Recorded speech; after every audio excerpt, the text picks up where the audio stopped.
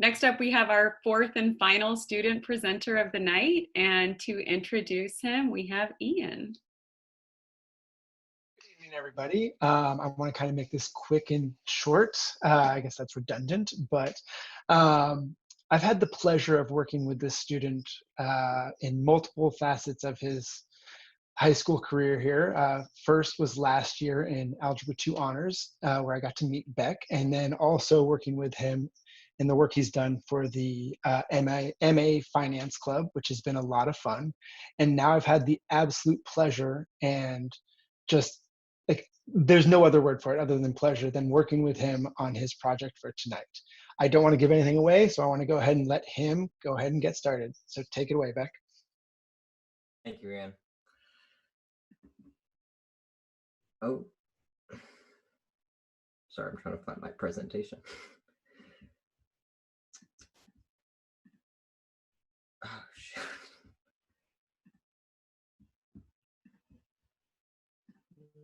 Sorry. All right, share screen. Can you all see a gray screen right now? Someone could give me a nod.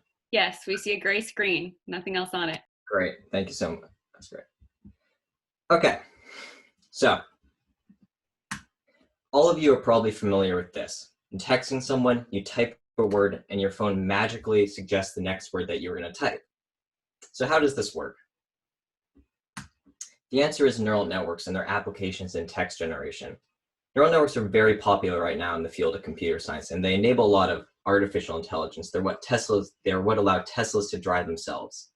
At the fundamental level, they aren't that complicated, but they are ridiculously powerful, and you can do a lot of fun things with them, including using them to get a computer to do a classic MA senior year obligation for you. Stick around and I'll show you how. Neural networks are based off of the biological neural networks in your brain. This is a diagram of two of them connected. They have dendrites, which accept some signal, and then they spit it out to another neuron through something called the axon. When linked together in your brain, they look something like this, albeit much less cool. An artificial neural network looks very similar. You have a whole bunch of interconnected neurons that all pass data between each other. And each individual artificial neuron is also pretty similar to their biological counterparts. They take in a bunch of inputs, like the dendrites, it does something to them, and then it spits them out like the axon. Instead of electrical signals, all of our inputs and outputs are numbers of some sort. But what's actually happening to those numbers? First, we take each of our inputs and multiply them by a number called a weight, shown on this diagram as W1, W2, W3, W4. We then sum up all these new values together and pass them to something called an activation function. The weights are really important, and they're the key to understanding neural networks. They're the magic numbers that allow a neural network to output the correct data. If we didn't have them, we'd just be adding a whole bunch of numbers together randomly. By controlling the weights, we can control the output, and when our network produces the right output given some input, then we know that our weights are correct. Training is the process of determining those weights. We first start with random weights, and then we compare the output of our network given some input with what it's supposed to be with those inputs. By doing some really complicated math that I don't totally understand, it's a lot of calculus and gradient descents and whatnot, we can see which direction to adjust each weight, either add a little or subtract a little. We do this thousands of times for all the inputs and outputs that we know to determine our weights. So let's take a look at an example. We're going to examine a single neuron neural network. Since our network is barely a network, we need some simple data. We're going to look at a magic place where the weather tomorrow can be determined by 3 yes or no states. What states or combinations of states determine the weather, or what's the pattern? We're going to use this neuron to find out. Neural networks need numbers as inputs, not yes or no's. So we'll convert our data to binary, where 1 represents yes and 0 represents no. If we take a look at the last row, where there were dark clouds, only rain to the south, and it did rain the day after, we can fit this data point into a neuron like this, where 1, 0, 1 is our input and 0 is our output. And now, going back to the mathematical operations of the neuron, the first thing we do is multiply each input by a weight and then add them together. So 1 times weight 1 plus 0 times weight 2 plus 1 times weight 3. Unfortunately, depending on our weights, this equation could give us an output of -4 or 20.3, which is not 0 or 1. And this is where the activation function comes in. It will always keep our final output value of the neuron between 0 and 1. Just specifically, we're going to be using something called a sigmoid. It takes some input, no matter how big, shown on the x or horizontal axes, and normalizes it between 0 and 1 as shown on the y or vertical axes. And we can represent this as sig of x, where x is our input. Applying this to our neuron looks like this. We input what we had before and put it into the sigmoid. Now that we have our equation for the neuron, we're ready to start training. First, like I mentioned, we start with some random weights. We don't want these to be very extreme at the start, so we'll constrain them to be between -1 and 1. Here, x, y, and z represent any input. Inputting that last data point with these random weights, if you were to put this into a calculator, gives you 0.269. And unfortunately, 0.269 does not equal 0, which is the output that we wanted. So we have to do some of that complicated math that's beyond me, and it'll tell us which way to adjust each of those weights. And if we repeat that process for the other 3 data points on the table, we get these new weights.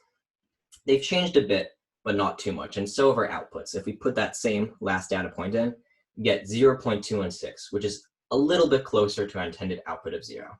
If we do this same process of comparing our outputs and changing our weights for each of the 4 data points on the table 10,000 times, we get these weights. These have changed a lot. Weight 2 is now 20 times as large as it was in the beginning. And if we test this with that last data point, then we get 0.007, which is almost exactly 0, our intended output. Our weights have now been modified to the point where the network now seems to be outputting the correct answers. But we should probably still test it or validate it. When you validate a network, you have to do it with data that's never seen before to make sure that it works past just the training data. And here we have a data point that indeed is never seen before. There are dark clouds, it rained in the north, it hasn't rained to the south, and it did rain the day after. If we fit this into our neuron equation, like this, we get 0.999, which is almost exactly 1, our intended output. So now that it seems accurate and trained, let's predict the weather. Before we predict it, I want to let you all in on a little secret. There was a certain pattern to the weather in this magical location. Whether it would rain tomorrow was entirely dependent on whether it rained in the north. So unlike in the real world, we'll be able to compare the next prediction and see if it's right by comparing it to that. So today, it's rained in the north, there are no dark clouds, and it hasn't rained in the south. Based on the pattern, we know that it should rain tomorrow, but has our neural network learned that pattern? We plug in our inputs, pass this into a calculator, and our network outputs 0.999, which is pretty close to 1. So we have predicted that it will rain tomorrow, and in other words, our network learned the pattern. This is what machine learning is. You get a computer to recognize patterns without explicitly telling it the pattern. Sure, we could have said, hey, look if it rained in the north, but what if we don't know the pattern? Or what if there are thousands or millions of data points? That's the beauty of machine learning. We can't always find the pattern, but we can get a computer to figure it out for us. And if we have that capability, we can do some pretty cool things, like playing with text. But how do we go from a few ones and zeros to entire paragraphs? First, we have to convert each word to numbers like we did before with the forecast data.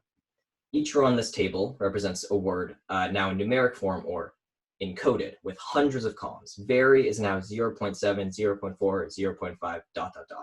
Modern text generating neural networks actually use a whole nother neural network to generate these, and you definitely don't have to pay attention to the actual numbers here. But what's important to know is that similar words will have similar numerical values, and this gives the neural network a sense of a word's meaning. On top of that, we also add position data, which is calculated by where the word occurs in the training text. And this gives the neural network a sense of a word's context. And if we smush these together, we have inputs that give a network an understanding of both the word's meaning and how and where it should be used. So now vary can be represented by 0.8, 0.2, 0.8, ... And we actually use these numbers very similarly to the forecast data. Instead of inputting 0, 1, 0 into one input, into one neuron, we input -0.1, -0.2, -0.9 into one neuron, 0.8, 0.2, 0.8, ... into a second neuron, and so on and so forth. These neurons also now are interconnected and send their outputs to a whole bunch of other neurons, in fact, layers worth of neurons. When you have those multiple layers of neurons, that's called deep learning. So if you've ever heard that buzzword anywhere, now you know what that means.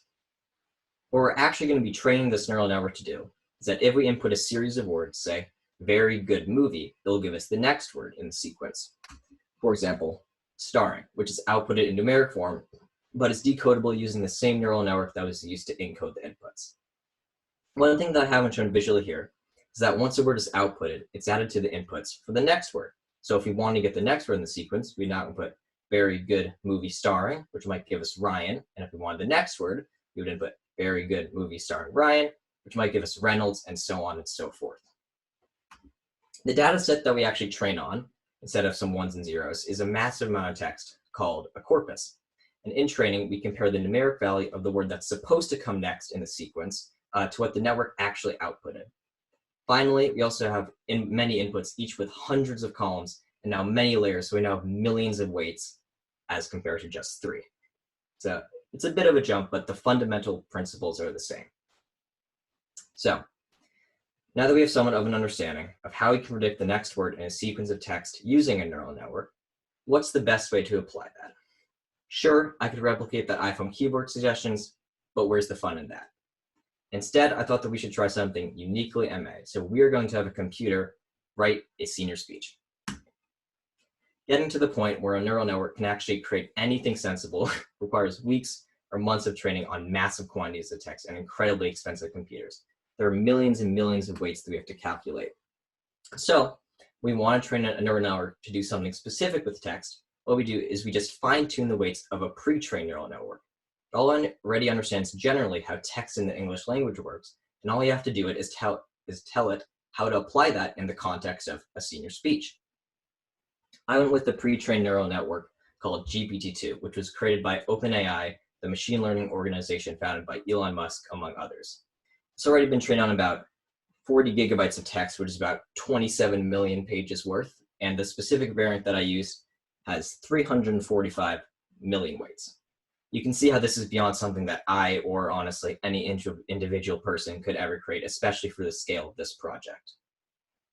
I also need some senior speeches to fine tune on. So I emailed Juliet Dana, the senior dean, who generously gave me the past 2 years of senior speeches on the condition that no actual speeches would be reproduced. And then, to create our corpus, I wrote a program to combine all these into a single text file with standardized formatting. To actually fine-tune GPT-2, you still need to use some fancy computers, but luckily Google is kind enough to let hobbyists like me use theirs for free.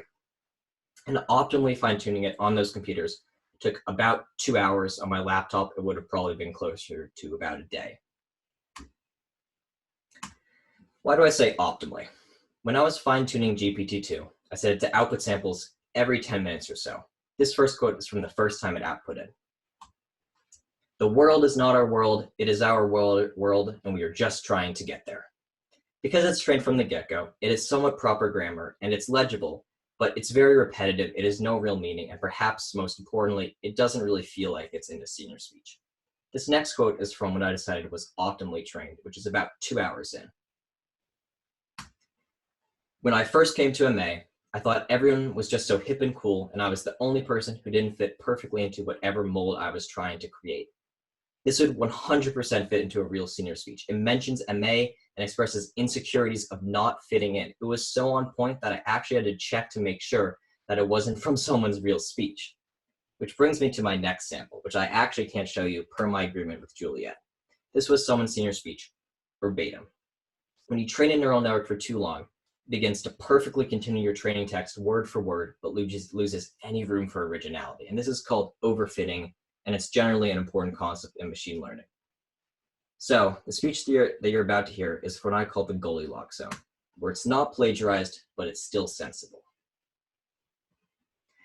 I thought, what better way to exhibit our creation than to have an actual senior read it as if it were their own? So I asked Nico to perform it for us. I'm going to send his link in the Zoom chat if you want to read along, and I will also have another full speech, as well as some other good snippets that it generated, and I highly encourage you to read them. They're really good. Before Nico starts, I want to emphasize that this was 100% written by a computer, that just did a bunch of multiplication, addition, and calculus over and over again. I have not changed a single word of it. Enjoy. Thank you, Beck, for making a machine to write my second senior speech. Such an honor. So I've been thinking a lot lately about just what I should talk about with my friends. What topics are appropriate for conversation, and if so, which topics to talk about. The thing is, I don't really talk about a lot of things with my friends these days. I think that's really unfortunate, because I think that having a healthy amount of variety in one's life is really important. I've realized that conversations about a wide variety of topics are very important parts of growing and developing friendships. So I decided to start a list of topics of conversation I'd like to have with my friends. I'm sure that's a lot of things, but here's what I came up with. 1.